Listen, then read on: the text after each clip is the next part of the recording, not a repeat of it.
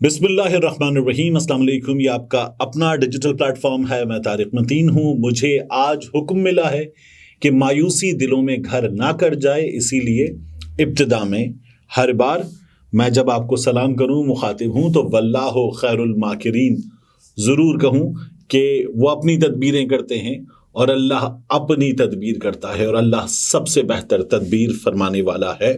बेशक तो दिल नहीं छोड़ना, ये तो हमें पता ही है। अब आपसे दरखास्त कि इस खाकसार को, इस नाचीज़ को सब्सक्राइब कीजिए, लाइक कीजिए, घंटी का बटन दबाइए और जो चीज़ लाइक नहीं करते उसको ज़रूर कमेंट करके बताइए। दूसरा, अलग न्यूज़ के लिए भी आपसे दरखास्त है कि लाइक कीजिए, सब्सक्राइब कीजिए, कमेंट कीजिए, घंटी का बटन वहाँ भी दबा दीजिए। मैं आपसे कहूँगा तेरी मेहरबानी। और अब इस वीडियो के मौज़ूआत की बात, ये भी मैं आपको बताऊँगा कि 1000 अरब रुपए पाकिस्तान से कौन लेकर जा रहा है, इस हवाले से खबर आई है। मजीद इस बारे में इंफॉर्मेशन आना बाकी है, लेकिन पाकिस्तान से 1000 अरब रुपया लेकर जाने की कोई मौसूफ तैयारी फरमा रहे हैं, अभी मैं आपके सामने रखूंगा। इसके अलावा मैं आपसे अर्ज करूं कि काजी फाइज ईसा साहब, सुप्रीम कोर्ट ऑफ पाकिस्तान के चीफ जस्टिस, उन्होंने एक अदद मिनट्स जारी करते हुए कुछ चीज़ें बताई हैं। और ये जो फौजी अदालतों में सिविलियंस के ट्रायल, इनका जो मामला है, इस पर इन मिनट्स के हवाले से कुछ चीज़ें हमारे सामने आई हैं। काजी फाइज साहब खुद नहीं हैं इनमें, इस बारे में भी बात करेंगे। और मुस्लिम लीग नून बड़ी परेशान है। नून लीग परेशान है। ये जो इस्लामाबाद हाई कोर्ट का फैसला है ना कि मियां नवाज शरीफ का केस मेरिट पर सुना जाए, हालांकि वहां से रिलीफ दर रिलीफ मिल रहा है नून लीग को, फिर भी मुस्लिम लीग नून परेशान है। इसकी भी इस वीडियो में बात करेंगे। सबसे पहले मैं आपके सामने रखना चाहूंगा, ये मिनट्स है सुप्रीम कोर्ट ऑफ पाकिस्तान की जानिब से जारी किए हुए minutes of the 4th meeting of the committee. अब प्रेजेंट इसमें लिखा हुआ जस्टिस काजी फाइज ईसा, चीफ जस्टिस और चेयरमैन इस कमेटी की। वो कमेटी जो फैसला करती है ना कि कौन सा बेंच किस मुकदमे को सुनेगा, कौन से जजेस सुनेंगे। जस्टिस सरदार तारिक मंसूर साहब सीनियर प्यूनी जज और मेंबर हैं। Justice Ejazul Ahsan next senior जज और मेंबर, इनके आगे नाम की लिखा हुआ है। और जजीला असलम साहिबा रजिस्ट्रार सेक्रेटरी, जो ये जो कमेटी है, इस कमेटी की सेक्रेटरी और सुप्रीम कोर्ट की रजिस्ट्रार हैं। यहाँ ये लिखा हुआ है, the 4th meeting of the committee constituted under the section 2 of the supreme court practice and procedure act 2023। The act was held on 30th November 2023 at 4 PM in the chamber of Honorable Chief Justice। इजलास हुआ 30 नवंबर को, इजलास हुआ। Fixation of intra-court appeals under section 5 of the Supreme Court Practice and Procedure Act 2023 for constitution of larger benches to hear the intra-court appeals under the act arising out of constitution petitions regarding the trial of civilians under the Army Act 1952. The committee decided that a larger bench will be constituted by the Honorable Chairman, यानी कि काजी फाइज ईसा साहब, and Justice Sardar Tariq Masood regarding। अच्छा, इसमें क्यों नहीं है एजाजुल हसन साहब? क्योंकि एजाजुल हसन साहब जो हैं वो इस पर फैसला दे चुके हैं, तो एजाजुल हसन साहब इसमें नहीं है। Regarding the intra-court appeal and the review petition challenging the military court punishments shall be heard first by a bench comprising judges whose judgment is sought। तो जो 5 जजेस थे उनकी जानिब से इसमें जो है वो appeals and the review shall be heard. तो देखिए, इसमें अब रिव्यू का मामला है तो वो बेंच तो सुनेगा नहीं। अब नया बेंच है, 6 रुकनी बेंच, वो बेंच इसको सुनेगा। ये काजी फाइज ईसा साहब का और सरदार तारिक मसूद साहब का फैसला है। अब इसमें बड़ी बात हो रही थी कि काजी फाइज ईसा साहब खुद नहीं बैठ रहे। 2015 में किसी जगह काजी फाइज ईसा साहब ने कहा था कि सिविलियंस का मिलिट्री अदालतों में ट्रायल नहीं हो सकता, तो वो पहले ही बता चुके हैं। मजीद ये कि कौन नहीं बैठा कौन बैठा, इस पर बहुत डिबेट हो चुकी। मगर एक बड़ी दिलचस्प चीज़ है, कितने जजेस सुन रहे हैं? 6 जजेस, यानी एक पहले से इसके मौलिक होने की गुंजाइश पैदा हो गई है। 3 जजेस फैसला देते हैं कि जी नहीं हो सकता, सिविलियंस का ट्रायल मिलिट्री अदालतों में नहीं हो सकता। 3 जजेस कहते हैं हो सकता है। तो ये ऑड नंबर में होता तो फिर एक फैसला आ सकता था, मगर इवन नंबर में होने से पहले ही एक प्रॉब्लम तो पैदा हो गई कि ये जो मामला है ये अब मुअल्लक हो भी सकता है। एक दूसरा, इसमें एक और बड़ी दिलचस्प चीज है। फर्ज कर लीजिए 4 जज साहिबान अब ये कह देते हैं कि ये मामला फौजी अदालतों में चल सकता है, सिविलियंस के ट्रायल फौजी अदालतों में हो सकते हैं, तो फिर क्या होगा? बड़ी दिलचस्प सूरत हाल होगी। आपको याद है वो 4-3 का फैसला, 5-3 का फैसला जो हो रहा था पहले, ये बिल्कुल वैसी ही सूरत हाल होगी। कैसे? 5 जजेस मुत्तफिका तौर पर कह चुके कि सिविलियन का ट्रायल फौजी अदालतों में नहीं हो सकता। अब अगर 4 जज साहिबान ने कह दिया कि हो सकता है, या मान लीजिए कि 5 जज साहिबान ने कह दिया कि हो सकता है, तो फिर 5 जज साहिबान यहां होंगे और पहले 5 जज साहिबान मुत्तफिका तौर पर कह चुके नहीं हो सकता। यहां जो एक इख्तिलाफ करेंगे उनको डाल लीजिए, उन 5 के साथ हुई तादाद तो 6 हो जाएगी। यहां 2 लोग इख्तिलाफ करने तो ये तादाद तो 7 हो जाएगी। 5 पहले ही कह चुके नहीं हो सकता, नए 6 रुकनी बेंच में से 2 जज साहिबान आ गए तो ये तादाद तो फिर ज्यादा हो जाएगी। तो एक अजीब, पंजाबी में क्या कहते हैं लफ्ज होता है कड़मस, एक अजीब कड़मस सा पड़ा हुआ है और अभी देखने हैं कि इसमें होता क्या है। लेकिन काजी फाइज ईसा साहब, उनसे कुछ सवालात हो रहे हैं। ये सवालात पाकिस्तान में अक्सरियत से लोग पूछ रहे हैं कि काजी फाइज ईसा साहब जब खुद चीफ जस्टिस ऑफ पाकिस्तान नहीं थे तो चीफ जस्टिस ऑफ पाकिस्तान को क्या कहते थे। आप याद रखिए कि पंजाब के खैबर पख्तूनख्वा के इलेक्शन थे ना, तो काजी साहब जो है वो फुल कोर्ट मांगते थे। विफाक के इलेक्शंस का मामला आया तो 3 रुकनी बेंच पर मामला चलाया गया काजी फाइज ईसा साहब की जानिब से। पहले मांगते थे फुल कोर्ट। जब खुद चीफ जस्टिस नहीं थे तो हर दूसरे हफ्ते वो chief justice of Pakistan Umar Ata Bandial साहब को खत लिखते थे और मैंने आपको बार बार बताया 4 रिपोर्टर्स के जरिए वो खत मीडिया तक पहुंच जाता था। खुद चीफ जस्टिस बने तो इमरान खान साहब के खत पर ये चरागपा हुए कि ये खत पहले कैसे पहुंच गया सोशल मीडिया पर।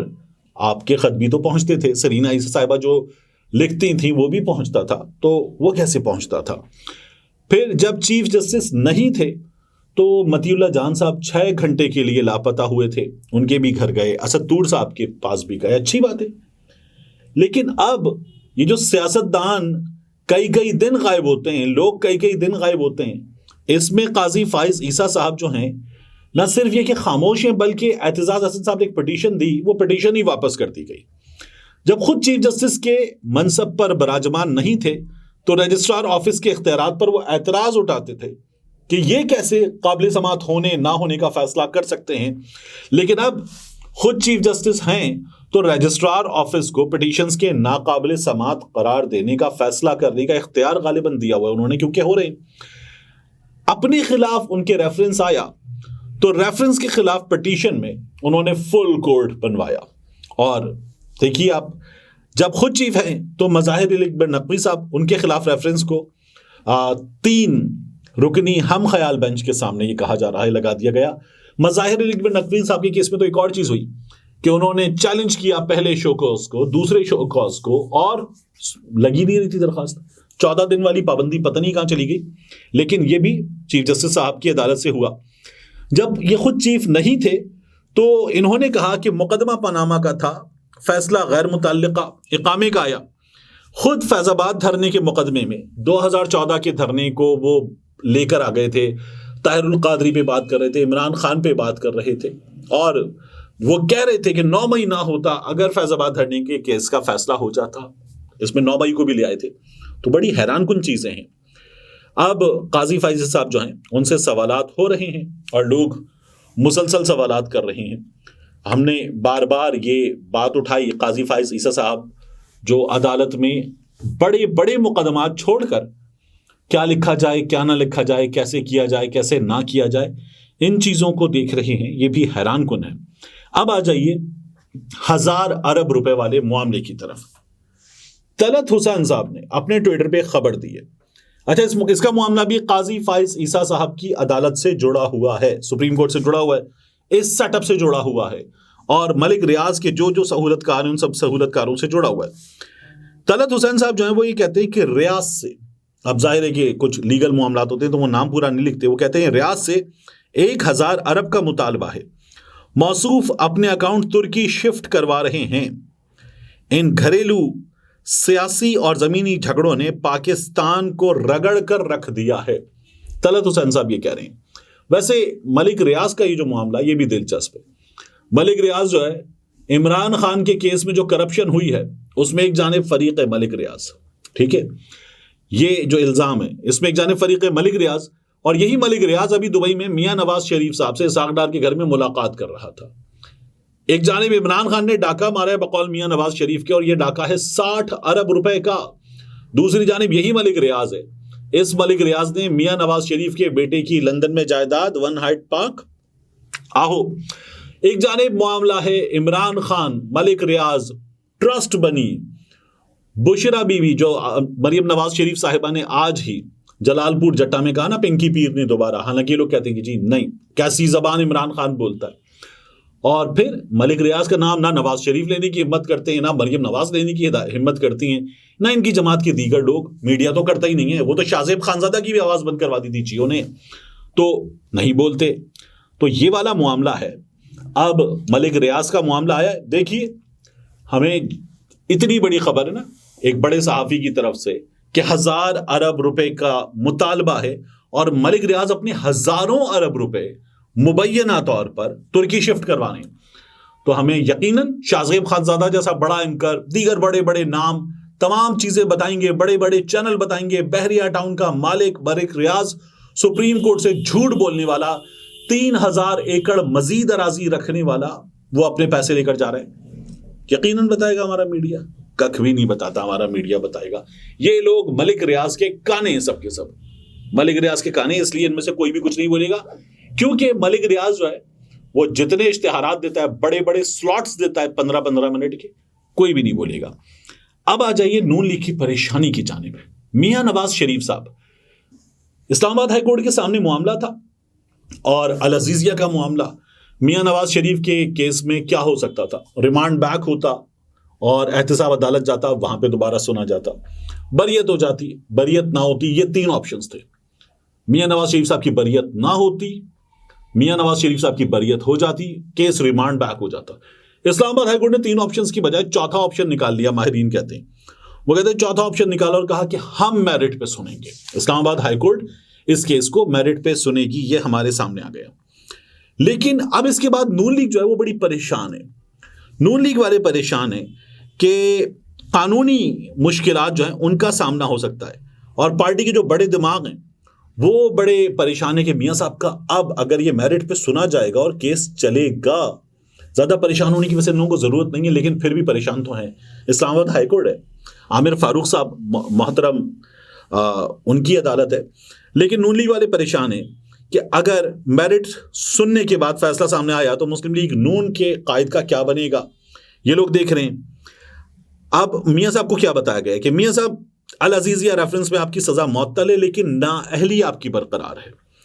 खदशा यह इस्लामाबाद हाईकोर्ट में रेफरेंस की समाअत मेरिट पर हुई तो केस ताखीर का शिकार हो सकता है। अब यह ताखीर का शिकार कैसे होता है? देखिए, यानी केस में 2 फरीक, नवाज शरीफ के वकला और सामने है नैब। अब अगर नैब कहे कि जी इसको मेरिट पे सुनिए, फैसला कीजिए, इसका हमारे दलाइल भी सुनिए, ये करप्ट आदमी है, इसने ये किया था, ये चोरी की थी, तो फिर तो मेरिट पर सुनने में वक्त लगेगा। नैब वाले कहेंगे जनाब हम मजीद डॉक्यूमेंट्स लेकर आते हैं, मजीद गवाहान लेकर आते हैं, सुनिए मेरिट पर, हमारी भी बात सुनिए। लेकिन नैब तो कह रहा है इसके खिलाफ केस नहीं चलाना। जो कुछ हमने कहा था कि इसने करप्शन की है, अब हम कह रहे हैं नहीं की।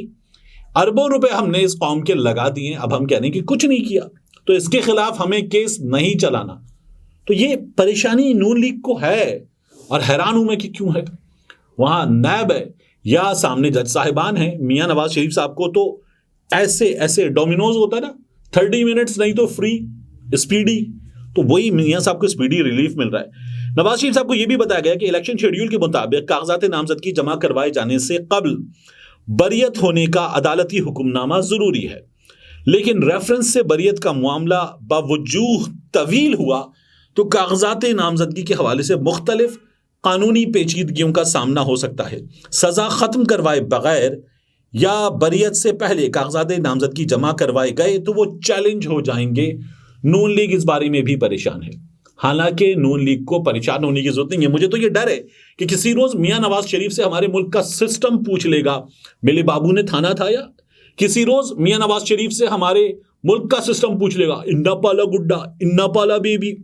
कुछ नहीं होगा, परेशान मत हो। देखो तुम गिरे थे, तुम्हें चोट लगी? नहीं, ये देखो चींटी मर गई। ये वाली बातें होंगी। तो मियां नवाज शरीफ साहब जो हैं वो लाडला प्रो मैक्स है। अब लाडला प्रो मैक्स भी परेशान है, तो सोचिए कि क्या हालात होंगे।